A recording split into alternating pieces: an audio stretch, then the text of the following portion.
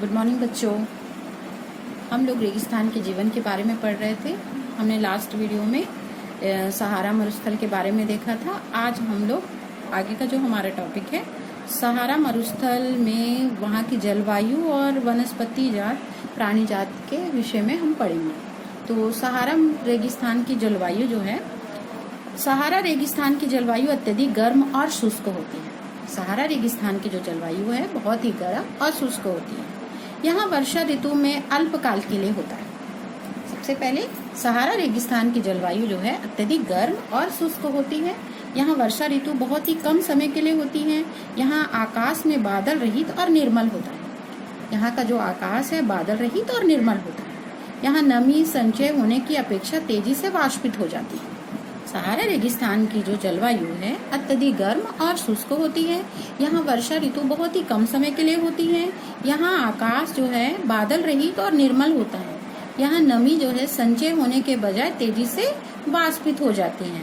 दिन अविश्वसनीय रूप से बहुत ही गर्म होता है और दिन के समय जो है तापमान 50 सेल्सियस से ऊपर ही होता है। सहारा जो मरुस्थल में जो है जो तापमान है 50 सेल्सियस से ऊपर रहता है। इसमें रेत और नग्न चट्टानें अत्यधिक गर्म हो जाती हैं। तापमान ज्यादा होने के कारण यहाँ की जो भूमि है और चट्टानें हैं अत्यधिक गर्म होती हैं। इनके ताप का विकिरण होने से चारों तरफ सब कुछ गर्म ही गर्म होता है। मतलब तापमान ज्यादा होने के कारण ताप का विकिरण होने से चारों तरफ सब कुछ गर्म ही हो जाता है।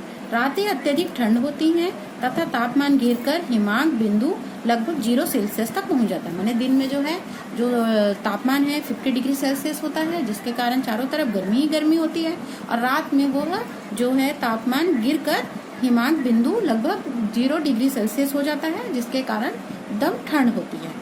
इस प्रकार सहारा मरुस्थल में है जो जलवायु जो है अत्यधिक गर्म और शुष्क होती है। यहाँ वर्षा ऋतु अल्पकाल के लिए होता है। बादल यहाँ पर आकाश में जो बादल है बादल रहित होते हैं, निर्मल होते हैं। नमी संचय होने की अपेक्षा तेजी से क्या हो जाती है, वाष्पित हो जाती है। दिन बहुत ही गर्म होता है क्योंकि वहाँ पर जो तापमान है 50 सेल्सियस से ऊपर हो जाता है, जिसके कारण चारों तरफ गर्म ही गर्म होता है। रेत चट्टानें सभी बहुत ही ज्यादा गर्म हो जाती हैं। इनके ताप का विकिरण होने से चारों तरफ सब कुछ गर्म ही गर्म रहता है। रातें अत्यधिक ठंडी होती हैं। तापमान गिरकर 0 डिग्री सेल्सियस हो जाता है, जिसके कारण बहुत ठंड लगती है रात के समय। ये हुआ सहारा मरुस्थल का जो है जलवायु। अब आ जाते हैं वनस्पति जात और प्राणी जात पर। सहारा रेगिस्तान में जो है मुख्य रूप से वनस्पति कैक्टस, खजूर के पेड़ और एकेसिया नाम की जो वनस्पति है वो पाई जाती है। यहाँ कुछ स्थानों पे मरुद्यान और खजूर के पेड़ से घिरा हुआ हरित द्वीप भी पाया जाता है।